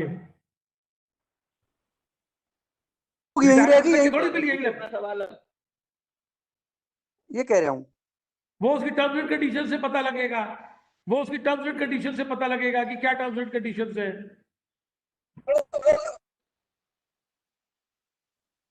ना ये टर्म आप बॉस आपने हेडक्वार्टर को लिखो, आप अपने हेडक्वार्टर से क्लैरिफाई करवाइए ना कि जब एलपीसी इश्यू होगी तो इसके कैसे क्लेम होंगे सेटल। वो मेरे का फोन कर देता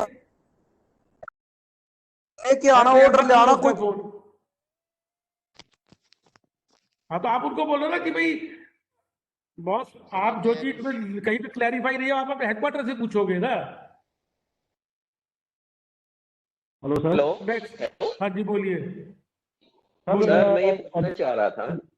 हेलो, हाँ जी बोलिए। आजकल ये पिछले दो तीन साल से ये बड़ा इशू बना हुआ है कि टीचर्स भी कंफ्यूजन में है और काफी एचओएस भी कंफ्यूजन में है। ये ईएल वाला जो इशू है कि 3 दिन आने पर एक ईएल दी जाएगी या 2 दिन पर एक ईएल दी जाएगी, और इसकी कंटिन्यूटी कैसे बनाई जाएगी, थोड़ा इस पे हमें थोड़ा क्लैरिफाई कर दीजिए सर। कौन सा चाहिए आपको? छुट्टियों में आना होता है उसका पूछ रहे हैं?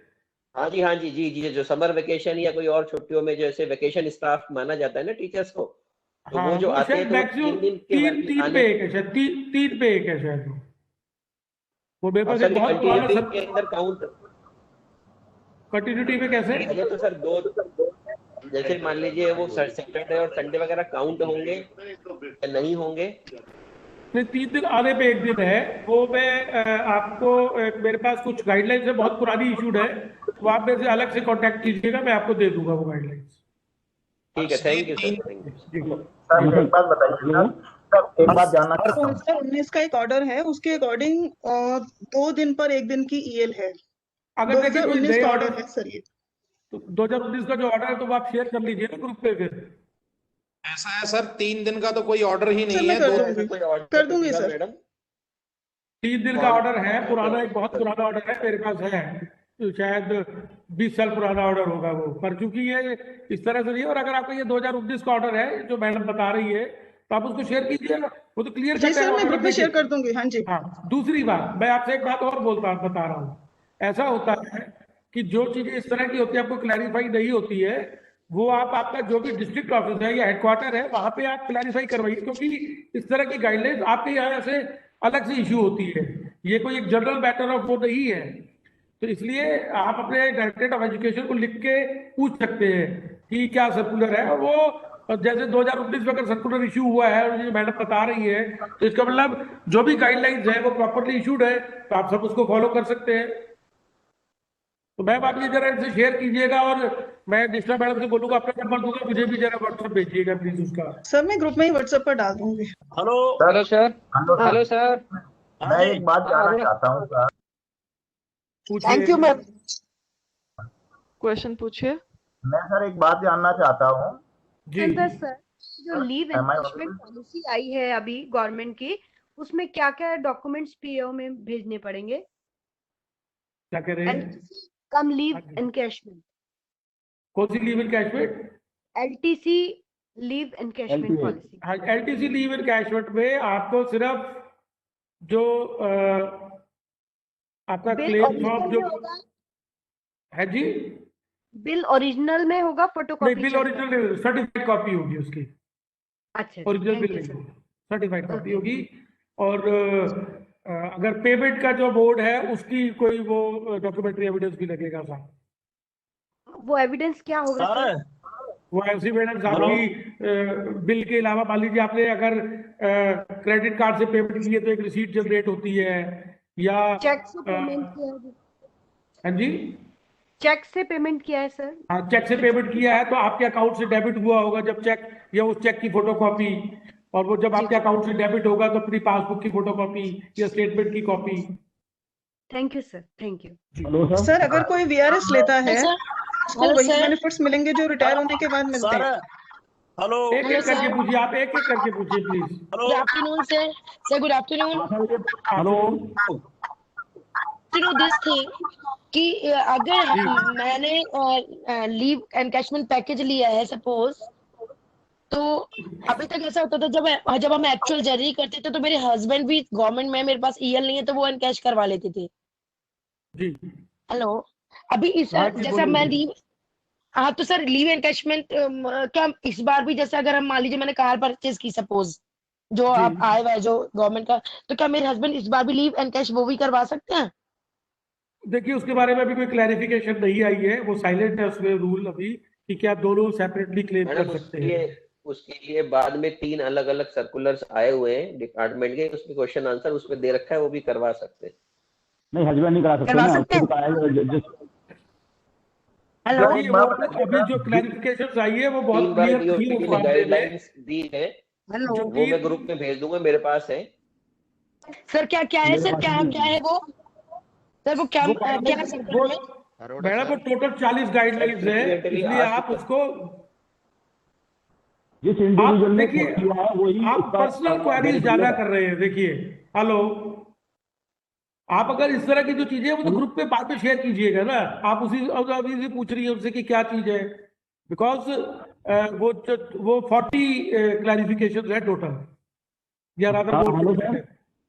हाँ जी बोलिए जी। सर यदि कोई एम्प्लॉई उसने अभी ओल्ड स्कीम ना लेकर न्यू स्कीम ली है इनकम टैक्स वाली स्लैब वाली, तो क्या वो अगले साल ओल्ड में जा सकता है? हाँ जा सकता है।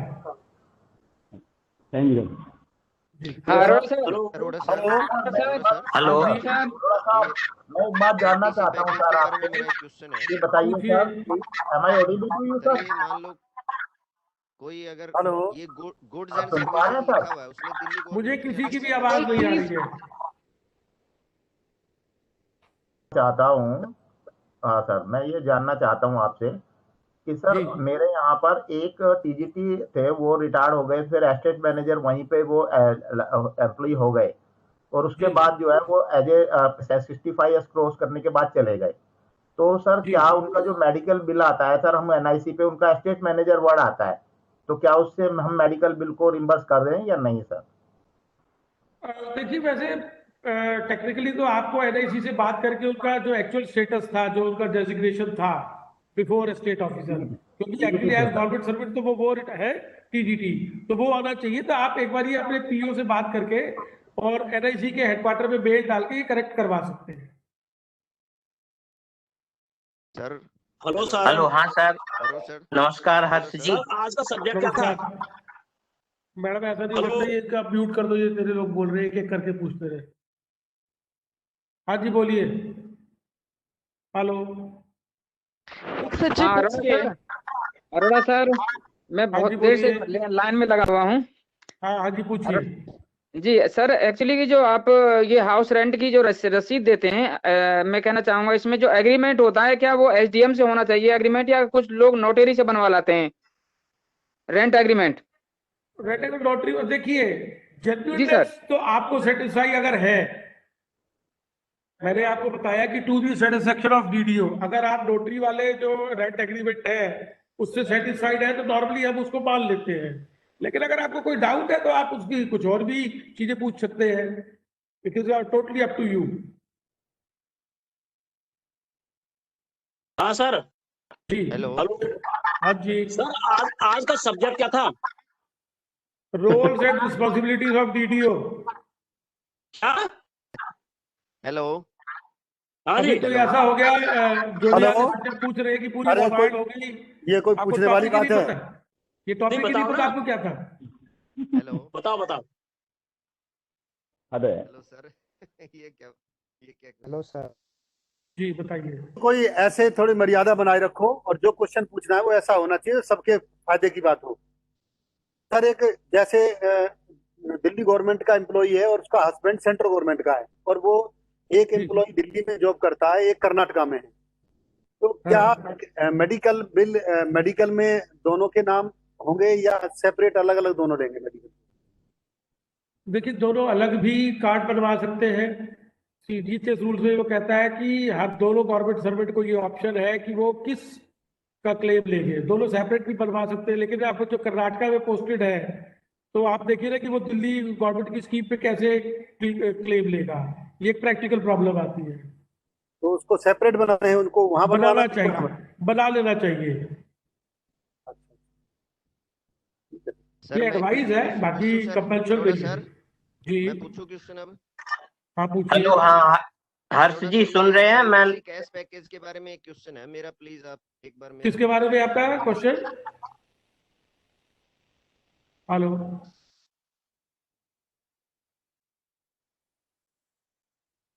Hello sir Arora ji. हाँ जी बोलिए। सर ये जो लीव इंकेशमेंट लेते हैं, इसमें जैसे आजकल वो लीव ले तो लिया, लेकिन स्कूल में आते हैं उन दिनों, या लीव लगेगी? लीव घटेगी, उतनी घटेगी 10 दिन की। नहीं घटेगी तो सही, लेकिन स्कूल में आएगा, प्रेजेंट होगा या नहीं? नहीं क्यों स्कूल में आएगा या ना आएगा, क्या क्या मतलब है इससे? ये कोई ईएल सैंक्शन? अरे भाई एक बात बताओ, आपने 5 दिन की ईएल ली और 10 दिन की लीव एनकैशमेंट ली। हाँ जी। तो 5 ही दिन तो नहीं आओगे स्कूल, 10 दिन की लीव एनकैशमेंट कोई डेज ही तो घट रहे, कोई डेट थोड़ी लिखी हुई है उसमें कि इस डेट से इस डेट की लीव एनकैशमेंट है ये। नहीं जैसे हमने एप्लीकेशन भेजी डिस्ट्रिक्ट में कि इस तारीख से इस तारीख में लीव एनकैशमेंट ले रहा हूँ, इस लीव एनकैशमेंट में कभी डेट नहीं होती है, लीव के लिए डेट होती है। लीव एनकैशमेंट तो लीव के लिए 5, अरे भाई 11 से 20 तक मैं लीव ले रहा हूँ। 11 से 20 तक, तो 11 से 20 तक आप नहीं जाओगे ऑफिस। अच्छा। लेकिन आपके 11 से 20 तक और साथ में अगर लीव एनकैशमेंट ले रहे हैं तो 11 से 20 एक घटेंगे और 10 दिन और घटेंगे। हाँ ये बात पूछ रहा था मैं। 10 दिन और घटेंगे, प्रेजेंट हो जाऊं तो नहीं कटेंगे। नहीं प्रेजेंट होने से मतलब ही नहीं है उसका। लीव एनकैशमेंट का अगर आप लोगे तो 10 दिन के आपके टोटल में से घट जाएंगे, उसमें डेज की बात नहीं है। ठीक है, आप 10 तो कटेंगे। एक दिन की सीएल के साथ भी आप 10 डेज की एनकैशमेंट ले सकते हैं। हाँ, अगर मैं जाता सर हूँ ये मेरा तो क्वेश्चन है एक नहीं कटेगी। जाएंगे, जाता हूँ की बात ही रही है। हाँ ठीक है सर, ठीक है, ओके, क्लियर हो गया। सर, मैं लीव इनकैशमेंट का एक हेलो पूछ रहा हूँ, एलटीसी कैश पैकेज का एक क्वेश्चन है हेलो मेरा बस। हाँ पूछिए, हेलो एक एक करके पूछिए आप। सर, ये एलटीसी कैश पैकेज में ये होता है कि आपको ये देखना है कि जो पेमेंट है वो डिजिटल पेमेंट हो रही है, और दिल्ली गवर्नमेंट ने एक एंडोर्समेंट इसमें दी है कि हाँ। अगर जो भी बिल होगा वो दिल्ली का होगा। हाँ बिल्कुल बिल्कुल बिल्कुल। Goods and services purchase from Delhi, और 12% से ज्यादा जीएसटी होगा उसमें। बिल्कुल बिल्कुल 12% या उससे ऊपर। लेकिन इसमें देखो, जैसे मान लीजिए कोई कोचिंग करवाता है अपने बच्चे की, हाँ तो वो भी गुड्स एंड सर्विसेज में आता है। कोई गोल्ड परचेज कर ले, सिल्वर हाँ। परचेज करे, तो क्या ये चीजें भी? गोल्ड पे 3% है। गोल्ड पे कहाँ पे है 12%? मैंने एक एग्जांपल दिया है, जैसे मान लो, हाँ जैसे ठीक है, चलिए ठीक है, हाँ जी। फीस पे तो है, इन फीस पे तो है, उन पे तो ज्यादा है, 12% नहीं नहीं, फीस पे है तो वो अगर दिल्ली से नहीं है, goods and services purchase from Delhi, अगर वो कोटा से ले रहा है तो फिर कैसे होगा? नहीं, दिल्ली में भी बहुत है सर। हाँ तो फिर आपकी क्वेरी क्या है, ये तो बताइए। मेरी क्वेरी ये है कि अगर जो उसमें मेंशन है चीजें, उसके अलावा मान लीजिए कोई कोचिंग का ले आता है अपने बच्चे की, मान लो कोई फिटजी में कोचिंग करवा रहा है, तो 2.5-3 लाख रुपए की अपनी है, और उसमें 18% जीएसटी लगा हुआ है, दिल्ली का बिल है उसका, तो क्या करें? जो उस चीज में बेनिफिट है उसके अलावा तो नहीं मिलेगा, और जो उसमें बेनिफिट है गुड्स एंड सर्विसेज वो मिलेगी। नहीं, उसमें तो सिर्फ गुड्स एंड सर्विसेज मेंशन है, तो ये जो हाँ। ट्यूशन वाला कोचिंग करवाते हैं, ये भी तो सर्विस है एक तरह से, जिस पे नहीं ये सर्विस तो नहीं है, ये सर्विसेज तो नहीं है ये। तो जीएसटी मेरे कैसे से लगेगा तो नहीं है। 12%? है सर्विस टैक्स होना तो क्या मतलब है? सर्विस टैक्स तो बहुत सारी ऐसी चीजें हैं, आप ड्राई क्लीन करवाते हो उसमें भी सर्विस टैक्स है। तो वो तो सर्विस नहीं है सर, ड्राई क्लीन। हाँ तो उसमें भी सर्विस टैक्स है, तो ड्राई क्लीन का बिल भी लगाओगे कि मैंने अपने कपड़े ड्राई क्लीन करवाए? सर मैं थोड़े लगाऊंगा, मैं तो पूछ मैं रहा हूँ यार एक आपसे। बात कह रहा हूँ, जो आप बात कह रहे हो, क्योंकि ये फिटजी वाला जो आप पूछ रहे हो, देखिए जहां पे भी, जब भी मैंने अपने आपको पहले भी बताया कि जो रूल्स फ्रेम हुए हैं, अगर वो चीज आपको क्लियर नहीं है तो आप अपनी नेक्स्ट अथॉरिटी से, जिस अथॉरिटी ने रूल फ्रेम किए हैं वो ही क्लैरिफाई करेगी उसको। सर ये जो एलटी वाला हेलो हेलो हाँ सर, जो एलटी वाला पैकेज भी आया है गवर्नमेंट का, एज एचओएस उसकी फाइल तो डीडी पे जाए, डीडी के लेवल पे जाएगी अप्रूवल के लिए? जो भी सैंक्शनिंग अथॉरिटी है एलटीसी के केस में, एचओडी या डीडी जो भी होगी। एचओडी तो सर एचओएस उसकी फाइल कहाँ जाएगी? एचओएस की फाइल उसके नेक्स्ट अथॉरिटी को।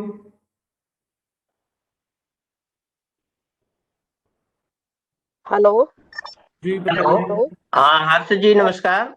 नमस्कार सर, मेरा क्वेश्चन ये है कि मान लीजिए अप्रैल के महीने में कोई teacher on work from home online, क्या उसको अप्रैल के महीने में टीए मिलेगा नहीं मिलेगा?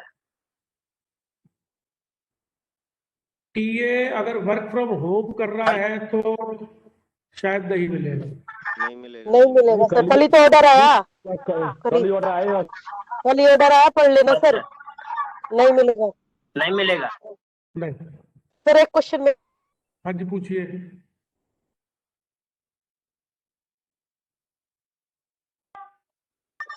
अरे हेलो सर, आज का टॉपिक क्या है? हेलो हेलो बता दो आज का टॉपिक क्या है। स्कूल में सर्विसेज लेते हैं, जैसे पेंटिंग वगैरह कराते हैं, तो उसकी कोडल फॉर्मेलिटीज बता दीजिए सर। हाँ जी, कोडल फॉर्मेलिटीज क्या होंगी जो स्कूल में सर्विस कोडल लेते हैं? फॉर्मेलिटी मतलब एज पर जीएफआर होगी। जीएफआर में गुड्स एंड सर्विसेज के परचेज के लिए पूरा एक चैप्टर है, आप उसको देखिए और मेरे से अलग से बात कीजिए। है जी, परचेज नहीं, सर्विस के लिए पूछ रही हूँ सर। गुड्स एंड सर्विसेज दोनों के लिए बोल रहा हूँ सर। आज का टॉपिक ठीक है सर। आप क्या पूछना सर, आज का चाहते हैं? टॉपिक आप टॉपिक क्यों सर, पूछ रहे आज का हैं टॉपिक हमसे? क्या मैं पूछूं? जी सुभाष जी पूछिए। हेलो जी हेलो जी सर, मैडम मुझे भी क्वेश्चन पूछना है। जी सरोज मैम पूछिए। मैं जा रहा हूँ, ले जाऊँ। हेलो बोलिए। Hello sir. हाँ जी बताइए। सर अगर गेस्ट टीचर मंथ में 4 ही दिन आता है या 3 दिन आता है तो उसको 4 दिन की मिलेगी या पूरे महीने की मिलेगी? क्या चीज? अगर गेस्ट टीचर वो तो है, आप अपनी गाइडलाइंस देखिए ना, इसमें तो क्या इशूड है गाइडलाइंस? जो कहते हैं कि भाई मैं तो वर्क फ्रॉम होम कर रहा हूँ और वो 4 ही दिन आ रहा है, तो उसमें क्या अरे करें? तो बॉस उसमें तो आपके सर्कुलर्स इशूड है ना, आप अपने सर्कुलर्स देखिए कि किस तरह से पेमेंट हो रही है, 4 दिन की हो रही है कि पूरे महीने की हो रही है। जब लॉकडाउन था तो शायद वर्क फ्रॉम होम ही था। कोविड स्पेशल केस चल रहा है कोविड वाला। आज का टॉपिक मैडम इसको वाइट अप कीजिए प्लीज आप। अभी मैं आपके अपने कोच को बोल रहा हूँ कि वो मेरा नंबर शेयर करेगी आपसे। आपकी जो क्वेरीज है स्पेसिफिक, वो आप मेरे से अलग से मेरे नंबर पे कांटेक्ट करके पूछ सकते हैं। वाइस प्रिंसिपल की फाइल, रिटायरमेंट फाइल कब से मूव करनी चाहिए, कितने महीने पहले? 6 महीने पहले। 6 महीने पहले। और सर क्या क्या डॉक्यूमेंट है उसमें, क्या क्या प्रोसेस है उसका? मैडम वो कोई सिंगल प्रोसेस थोड़ी है, वो तो पेंशन रूल्स के हिसाब से आप देखिए पूरा 2 साल पहले प्रोसेस स्टार्ट होना होता है और उसमें सब चीजें देखनी होती है। ये कोई बूझबानी बताने वाली बात नहीं है ना ये तो।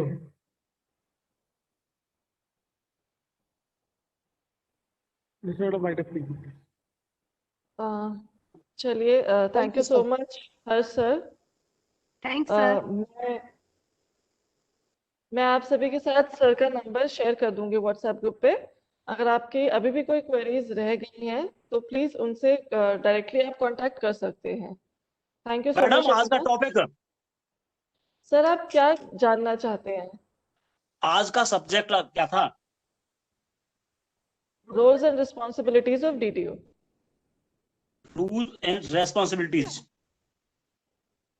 जी, रोल्स एंड रिस्पॉन्सिबिलिटीज। जी थैंक यू। हेलो, हाँ सर लिख लीजिए, मैडम जी। And responsibility of DTO. Hello जी मैडम जी। जी सर बोलिए। मेरा नंबर भी व्हाट्सएप पे कर लो मैडम। शिव कुमार निमेश। सर आप मुझे नंबर भेज दीजिएगा, मैं ऐड कर दूंगी। नंबर कहाँ भेजूं मैडम?